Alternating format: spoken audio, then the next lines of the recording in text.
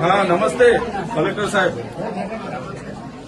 साहेब આગળ મેં તાલુકા સંકલનમાં પણ તમને કીધું હતું કે આ કેવાયસી અને આધાર કાર્ડ અપડેટ માટેના જનસેવા કેન્દ્રમાં નથી ઓપરેટરો કે નથી મશીનો ચાલતા।